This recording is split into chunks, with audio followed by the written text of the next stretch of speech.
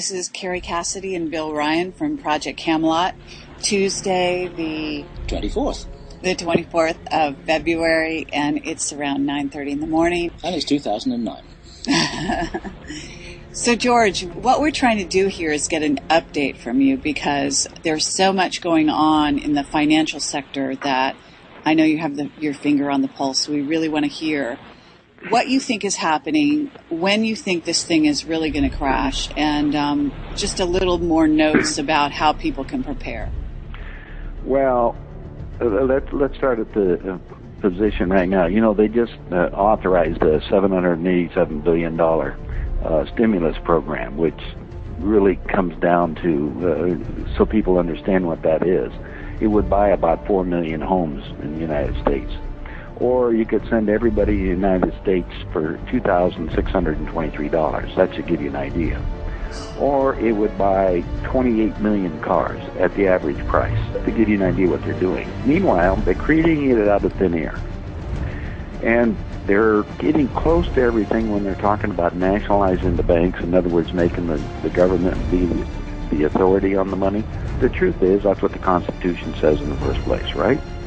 It says that the government itself would issue money, and what we've done is created this edifice called the Federal Reserve System, which in turn then all dollars are loaned out at interest back to the Federal Reserve, the private bank system.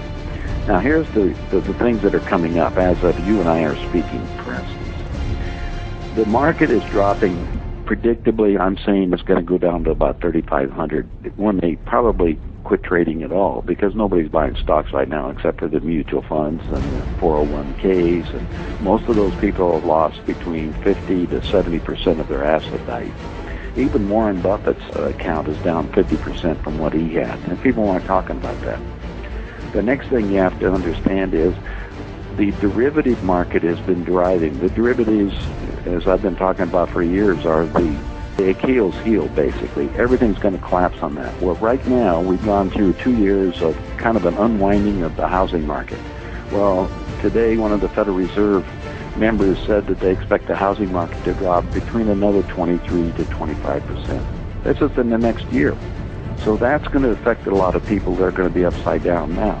The people who have already gone back in and borrowed money from the last stimulus deal, half of those houses are in foreclosure again. This is only in a few months. Oh, wow. That's just over, and this is all public documents to give you an idea. Meanwhile, when I was with my banker friends the other day, they're very concerned because they have not talked about the derivative exposure on the commercial real estate market. If you've been going across the country right now, there's commercial properties that are being boarded up, shopping centers are going into foreclosure, and that's about another, rough number is $400 billion we're going to be looking at in the derivative rescue, if you're going to look at it just from that. But there's about $400 trillion of derivatives, which are holding up the credit card industry. In other words, they pooled together all the money, sold it off to foreign investors. The meeting this week with Hillary over with Japan and Korea and China was to try to get them to continue holding the dollar as the base currency. And it basically says, forget it. They're not going to do that. So when you're asking me, the next question is, what's going to happen is that the market's going to keep drifting lower. People have money in equities. Most of them are tied up now in their so-called mutual funds, or 401ks, or the retirement accounts, which have gone down, again, like I say, from 50 to 70%. I mean, I talked to a lady in Phoenix yesterday who's been putting money in their 401k for the last 30 years, and it's now worth 30 cents on the dollar, what it was a year ago. Are you saying that those accounts are going to go down again? Yes, even more. Oh, wow. Let me bring you up to date a little bit, because we're all talking about time, and we're talking right now, you and I, on February 24th, and you want some dates. On March 4th, there's scheduled to be a speech of the Treasury Secretary. This is considered a watershed date.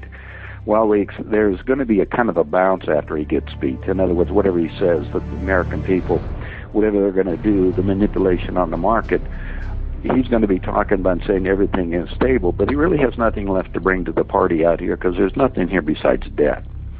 Mid-March, that's what we're talking about now. March 4th is when they're going to be speaking. That's the Treasury Secretary.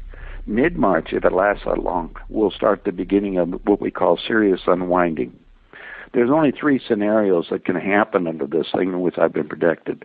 The first one, that they can keep juggling the numbers out there. It's like people discuss what's going on with stocks, and like U.S. Steel was 190 a year ago, and now it's $20 a share. This is all in a year. Yes. Okay, so what I'm saying, because people don't understand the stock market is nothing more than a gambling casino. Once the stock is issued, it's traded between brokers, offline, online, everything else, and the prices that they put out there are just arbitrary. That doesn't mean that there's a fixed value, nor does it mean, like if you do U.S. Steel, for instance, that $20 is one share, that's what you're going to get. What's it really worth? It's only what people are willing to pay.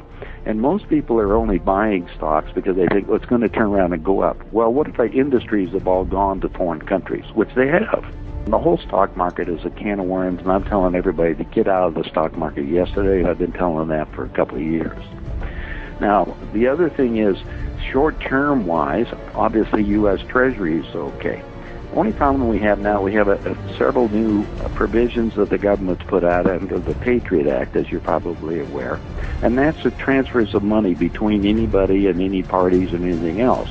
The Patriot Act is making it so that they're basically monitoring all transfers of money between parties of over $2,500. Really? $2,500? That's right. They're monitoring everything. Remember, we had a $10,000 deal? Well, right. Don't believe it. The banks are doing all kinds of strange things to keep people up the illusion that they're really good. In fact, we had Wells Fargo Bank was open on President's Day. Remember when all the banks were closed? Yeah. It was open to have so people could come in and say, look how good we are. Remember, they just merged with Wachovia. Right.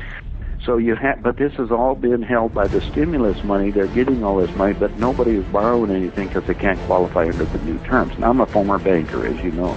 Right. So I'm looking at it, the bank thinks, would I loan any money to anybody right now? No, because their jobs are all in jeopardy. How many people are being laid off? Well, anyway, the first option is that they're going to keep manipulating the game for a very short period of time. The foreign governments, including China and Japan, they're going to start dumping the dollar.